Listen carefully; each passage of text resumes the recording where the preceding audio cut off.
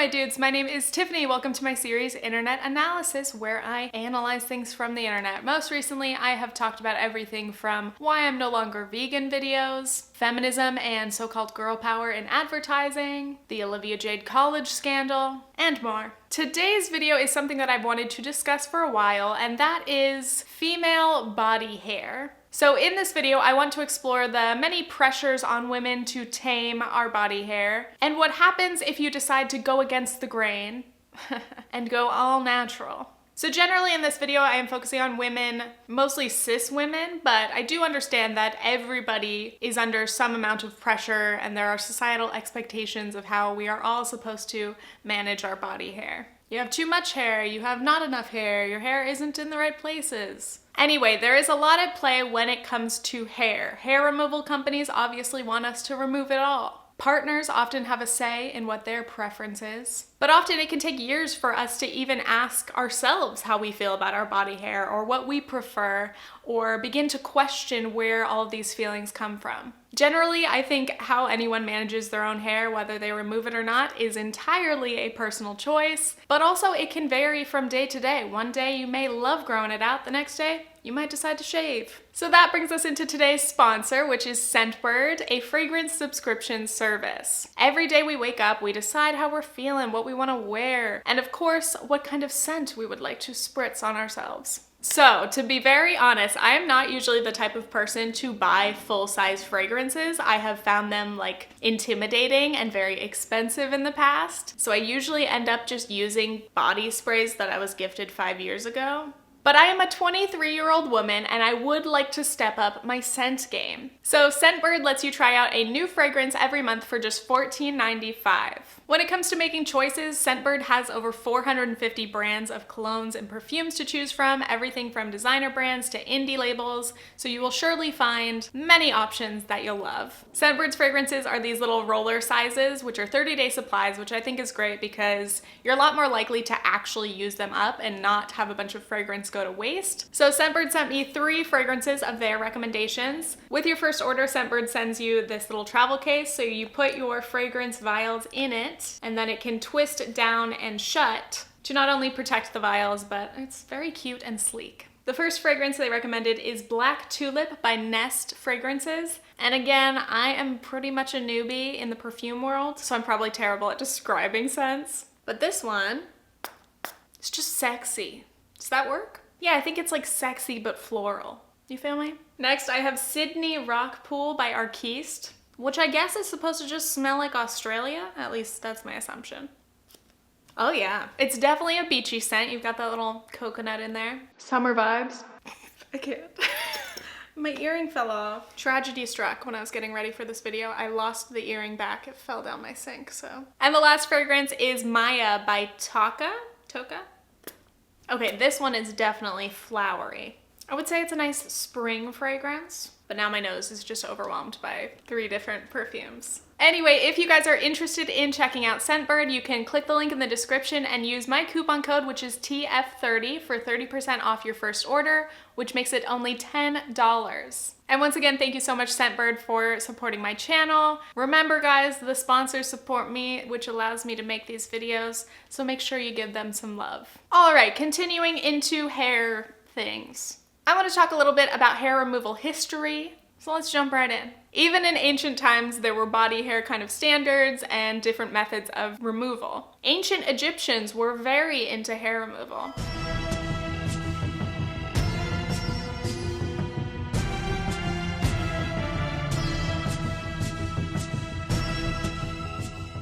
During the Roman Empire, lack of hair was seen as a sign of high class, and pubic hair was considered uncivilized. In 1760, the first straight razor was created. In 1880, the first modern razor was born. In 1915, Gillette created the first razor specifically for women, which was called the Milady Décolleté. Milady?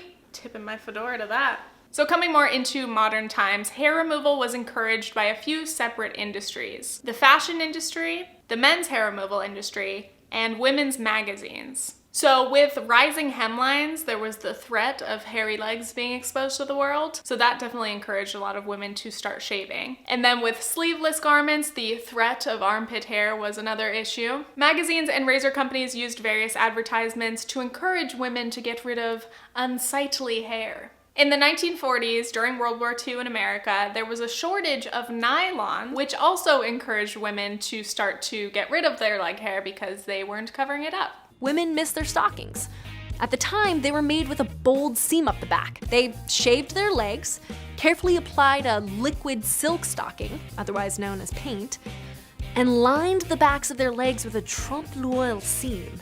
With the introduction of the bikini in 1946, the stage was set for women to start trimming pubic hair as well. By 1964, 98% of American women were routinely shaving their legs. Then during the 1960s and 70s, feminists came through and wanted to fight against the hair removal. So there was a little wave of rejection there, letting hair grow naturally. But then Brazilian waxes became a thing and reached America, and that was when being hairless really hit its peak. I know we're far into the video already, but I want to talk a little bit about my personal experience before I jump into more of other people's internet opinions that I found, because I don't get personal in these internet analysis videos that often. But I definitely have a lot of personal stories regarding hair, as I'm sure everybody does. When I was 12 and I started middle school, I distinctly remember shaving my legs every single day just because I had to go to PE and wear those horrendous gym shorts. And I was so terrified at the thought of anyone seeing even the tiniest bit of stubble on my legs. I also distinctly remember this scene from Wish Upon a Star, where this girl gets roasted by her friends for literally missing a spot when she was shaving. Sabrina,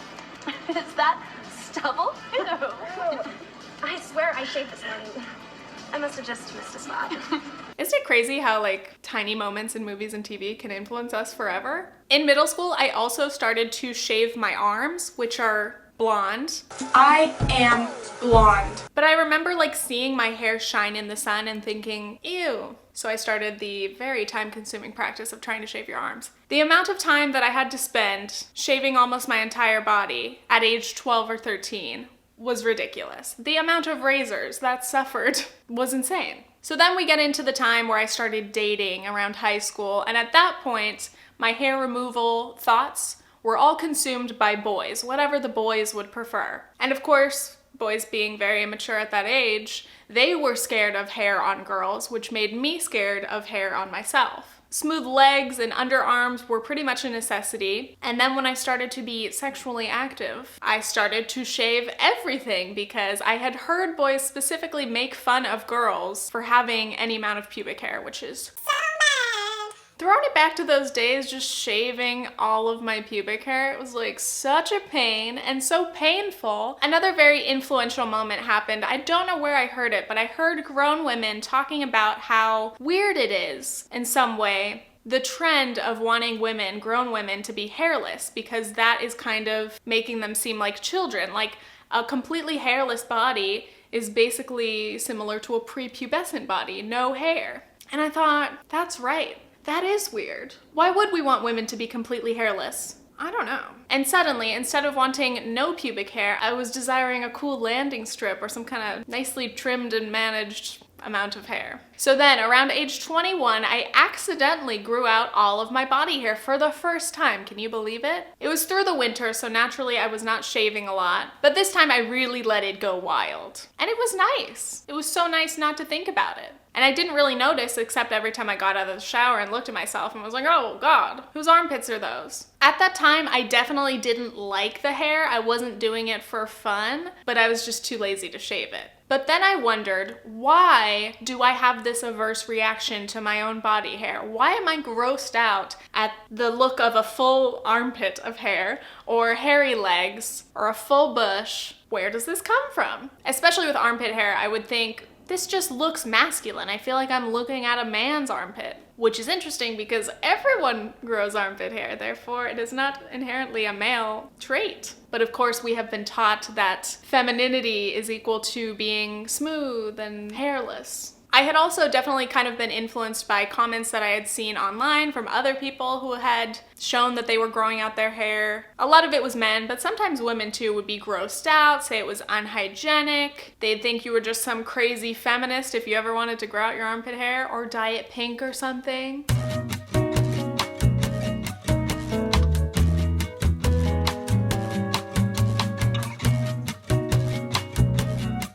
So here we go. There's the. That's definitely not trimmed or not manicured. I'm sorry, it makes me feel quite queasy and ill. I just feel it's well. I do think it's unattractive. There's just something that it's like Flintstone ages. We've come a long way since then, and I just think it's different for if Eamon lifted his armpit up, you wouldn't go. Ugh. First of all, I believe anybody should be able to do whatever they want, like Kit, right? Yeah. Secondly, I don't like hair on men. I wouldn't be overly attracted to hair in general. But isn't it interesting in a way that we immediately start going, what do women do with their bodies? Well, how, would men be attracted to that? Well, I find that unattractive. And I'm like, well, let me respond and tell you what I find unattractive about you.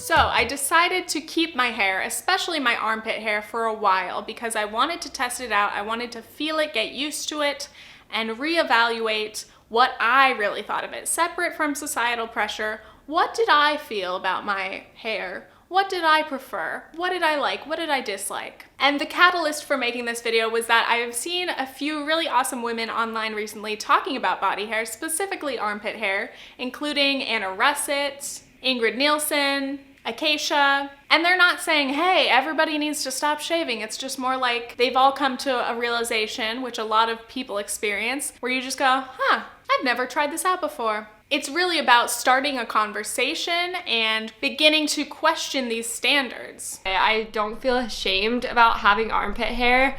I don't feel the need to shave it. I'm honestly more comfortable with my armpit hair. Sometimes I pluck it when I feel like plucking it, and if I ever want to shave my armpits, I'll shave my armpits. It's so up to you what you want to do with your body. And a lot to show for it, honestly.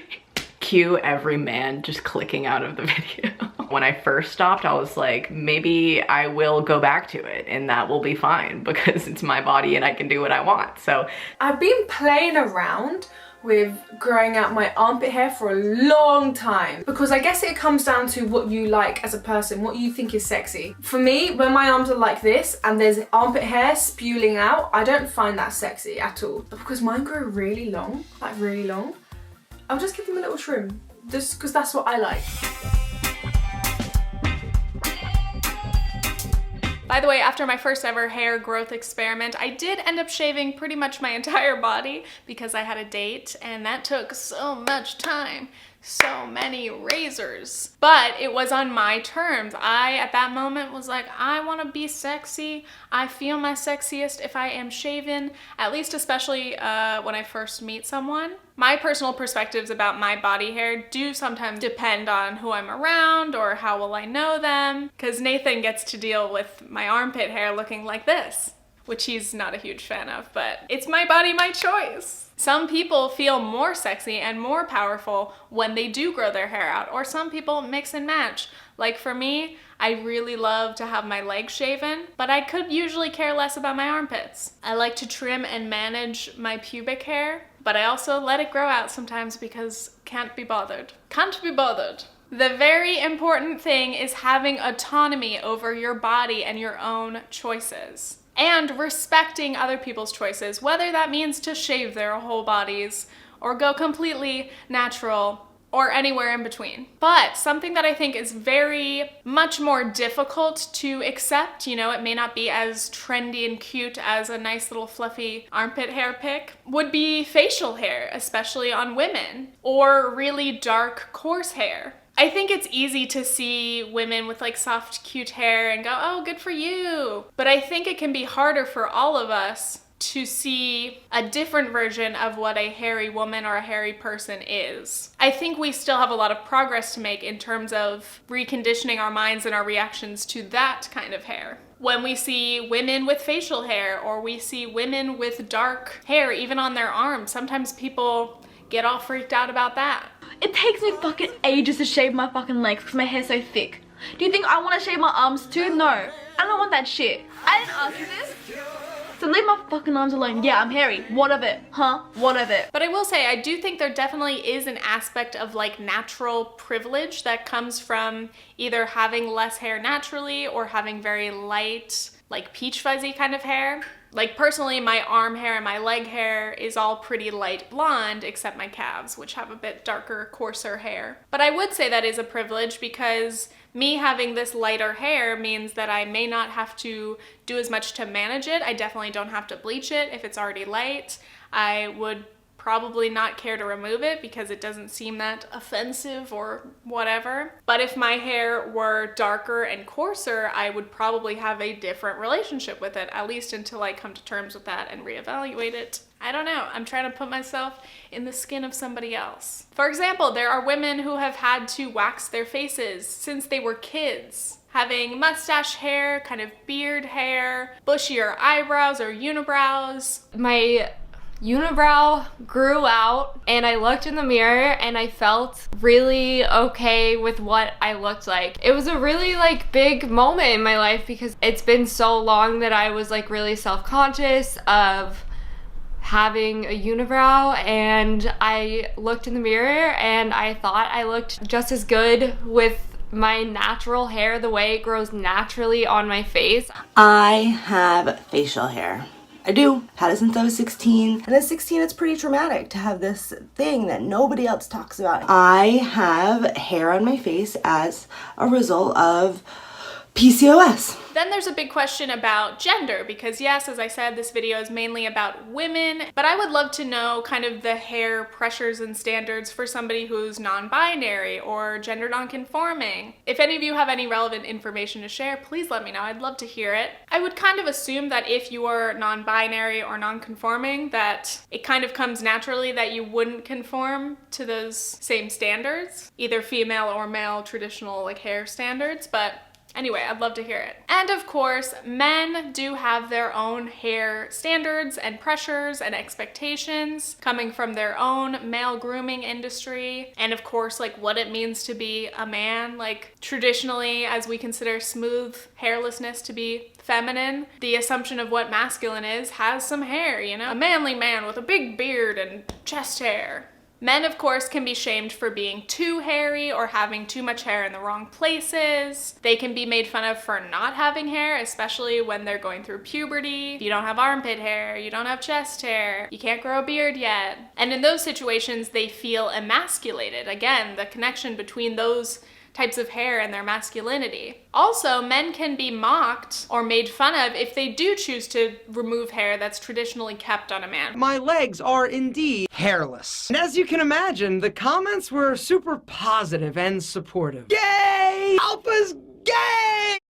For example, if a man decides to shave his armpits or shave his legs, especially if it's for a reason just for themselves and not for like sports. Men shouldn't shave their legs unless they play water polo. Then go ahead.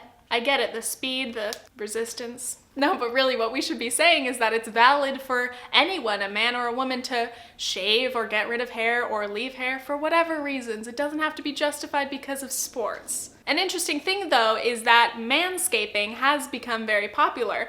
And also it's interesting that the term manscaping exists because it's like, okay, we're talking about grooming, but we have this weird affinity to put man into every term that describes men doing something that everyone does. A man carrying a bag, that's a man purse. Oh, that's not regular soap, that's man soap. A man grooming his hair, that's manscaping. Why? Why do we do this? I love advertising.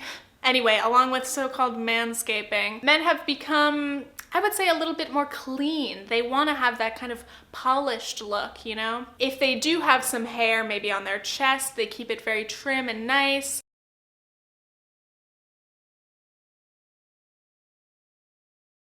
Anyway, I'm all for men managing their hair, especially when they care about what their partner wants, because so often women in a hetero relationship women will listen to what the man wants. Ew, I don't like pubic hair in a girl, shave it. But how often do we have girls say, ew, I don't like your hair, shave it? I think if one partner is going to try to insist that the other should consider their preference, then it should go both ways. Or at least have a discussion and come to a conclusion that is fair. Anyway, the whole conclusion of this video is one I've repeated many times, is that basically anyone can do whatever they want with their own body hair. Ultimately, I think it should be up to your own discretion. Anyway, if you've made it to the end of the video, thank you so much for watching. Please leave me a comment. Let me know what you think about this whole issue. Once again, if you guys are interested in trying out Scentbird, please check them out. You can use the link in the description. Use my code. 30% off. You guys can follow me on Instagram for some mediocre pics, and stay tuned for another internet analysis very soon. Subscribe, please. S'il vous plaît. À bientôt. I miss French. Okay, thanks, bye.